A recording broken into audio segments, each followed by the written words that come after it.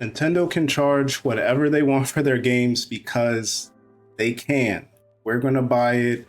They know the power of their IP, and we're just going to fall in line. And yes, we could talk about it till we're blue in the face, but at the end of the day, someone, if not us, millions of people are going to spend that money. So for today's video, what's going on, everybody?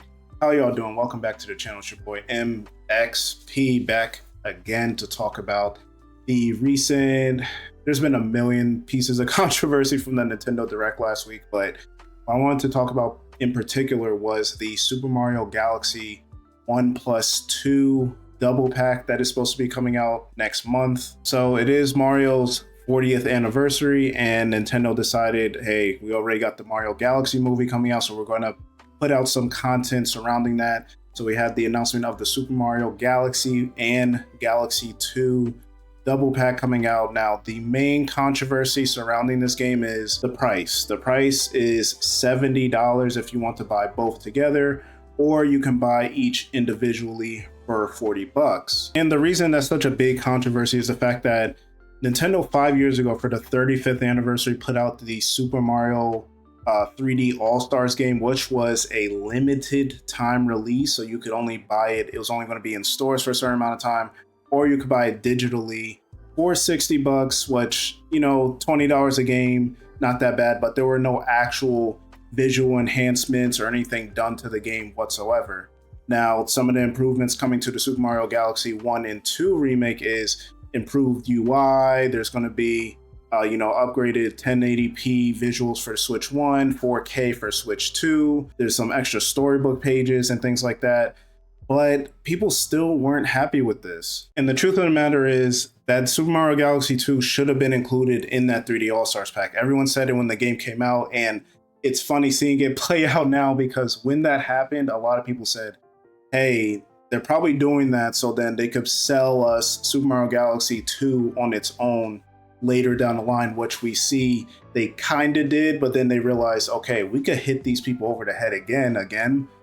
It's our fault as Nintendo consumers. We're going to buy things multiple times. So you say, oh, we got upgraded visuals, or hey, I can't pull out my Wii or my Wii U, so this is a better place to have it, or I didn't buy the 3D All-Stars in time. So now they're like, hey, you could get both of them, or some people that were too young to play it, hey, we got both of them now.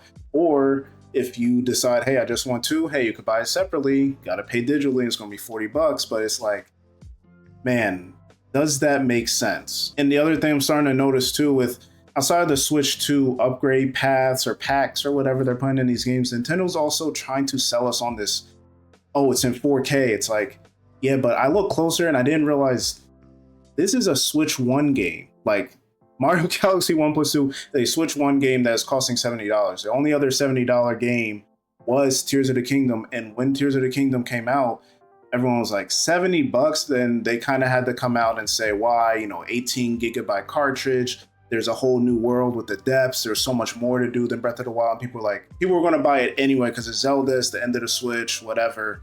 But Nintendo did have to kind of justify it. And speaking of justifying, Mario Kart World, when it came out, was announced to be $80, and everyone said, okay, Nintendo, you haven't even dipped your toe into the $70 market with Tears of the Kingdom 2 years ago, and now you're telling us Mario Kart, of all games, yes, it sells the best, but you're going to tell us this is going to be the $80 game. They're saying, hey, variable pricing. Doug Bowser's like, once you guys see it, you're going to really get the value. And it's like, yeah, there's a lot of improvements. The game looks great. The wall riding, the free roam, and all that kind of stuff. But it's like, why are we paying more for the natural progression of a series? Like, the game should have these types of features that differentiate it from the original game. Why are we paying extra just for that? So if you're telling me, oh, the main selling point is the visuals and maybe the controls are a little better and things like that, and the UI, okay, for the Switch 2, I guess that would make sense for it to be 70. But if I only have a Switch 1, or I just want this game for the Switch 1 or whatever, where's the value? So now you're telling me 1080p is equal to 4K? Like the value, like, we're not really understanding that. And that's why we just came to the conclusion that Nintendo is going to charge what it wants to charge because they can. Their IP is so beloved and heralded and legendary, and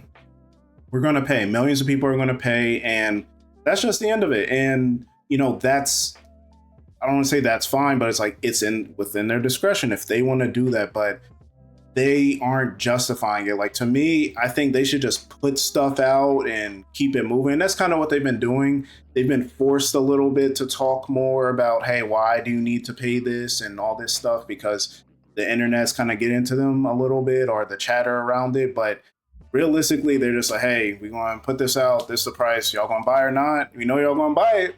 We know you're going to buy it. So that it kind of is what it is when it comes to that. And all this discussion really got me thinking about, we've been talking about this whole remake versus remaster. Should they be nominated for, game awards and stuff like that, like Resident Evil 4 and things like that? But now it's kind of like the lines are getting very blurry. We had Oblivion Remaster come out earlier this year, and it was a full-on top-to-down remake. It's in a new engine. Virtuos did the whole game. It's almost 20 years old, and it looks completely different than the original Oblivion that came out almost 20 years ago.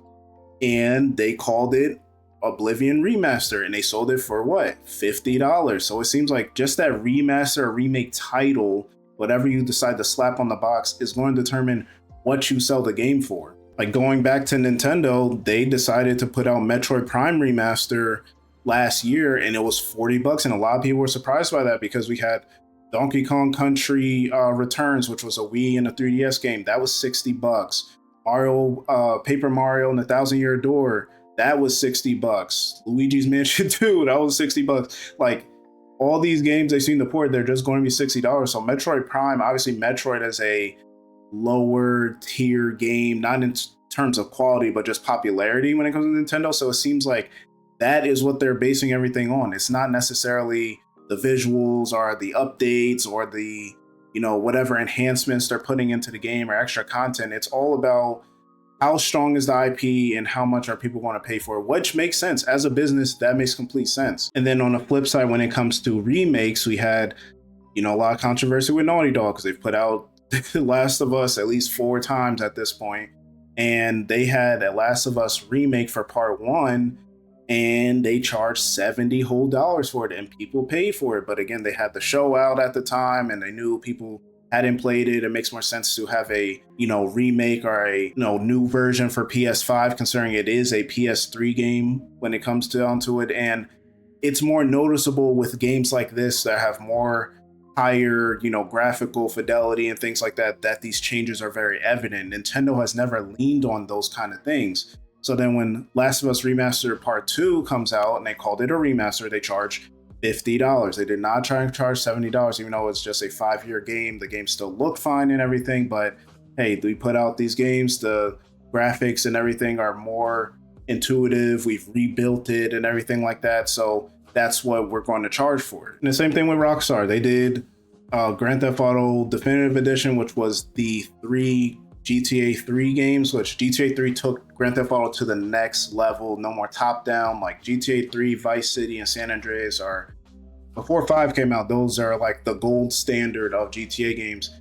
Those were, I would call them a remaster, but they charged $60 whole dollars for them. So, it's kind of up to the company's discretion. It always is. And, people are bringing up the other price increases, like amiibos going up and accessories and things like that. And to me, listen, we said it with the tariffs and everything, Nintendo did the smart thing and said, hey, our new system just came out. We're not going to raise the price on that. Games aren't going up. You saw Xbox tried to do the $80 game thing and then quickly realized, no, we can't do that. And Outer Worlds 2 is not going to be that game to do it. And that lets you know that, there's these anomalies. GTA 6, they can charge $80 for, $90 even if they want to, because they have the cachet, and that's what Nintendo has. And again, I'd rather them charge more for accessories and things like that than the actual system and games.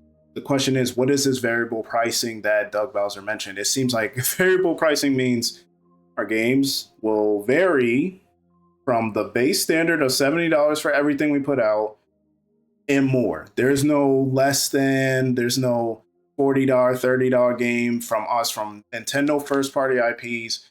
Expect to pay $70 minimum. I'm scared that new 3D Mario might be $80. I think it's almost guaranteed it will be. That next 3D Zelda game will be $80, and people just gotta learn, you know, if they're gonna accept that or not. Listen, a few hours ago, literally before I recorded this, I saw Jerry from Ben and Jerry stepped down. Listen, we love Ben and Jerry's. They noble. They stand up for, you know, rights and civil rights and LGBT, all this noble stuff. But at the end of the day, Ben and Jerry's cost a lot of money. Each of them little pints that we eat for ourselves is like $7, $8. You can get 2, maybe even 3, depending on the brand, of those like Breyers or Turkey Hill whole gallons of ice cream if you want to. But we're willing to pay for it because we like the quality. We like what they put out. It's just all about if you're willing to pay for it. Certain things you like, certain things you don't, but you're willing to pay for it if, you know, the things you like outweigh the things you don't like. Now, for me personally, I had the 3D All-Stars. I also beat Mario Galaxy back on the Wii. So I have the inferior version, but again, I can't spend $40 or even $70. I got Galaxy 2 right here. I plan to actually beat this year, actually sometime soon before this was even announced. So I'm good. I spent $20 on it. I'm good. So, but for everybody else that's going to buy it again, it's only worth it to you if it's worth it to you. You know what I'm saying? I bought Skyward Sword HD because I didn't have Skyward Sword on. I didn't have a Wii. I never played it, and I love Zelda, so I was willing to spend the $60. So, again, Nintendo's going Nintendo. Listen, there's things we like about companies. There's things we hate about them. You just got to learn to accept it. Flow with your wallet. If you're going to buy it, buy it. If you're not, don't call out people that are spending it and calling them names and all that stuff. All that stuff's corny to me. So, but that's just my thoughts on it. I just wanted to talk about, you know, what's going on with that game. What can we expect? Just expect other remasters and double packs. That I'm telling you right now, that Metroid Prime 2+3 double pack, if it comes out, will probably be $60 at the minimum, maybe $70, depending on how good Metroid Prime 4 does. That if that Twilight Princess Wind Waker double pack ever comes out, guarantee $70. So it is what it is. Decide what y'all gonna do. But that's all I got. Appreciate y'all for coming through, checking out the video. Make sure you check all the links in the description. Leave a like on this video. Subscribe if you have not already. Hit that notification bell, and I'll catch you on the next video.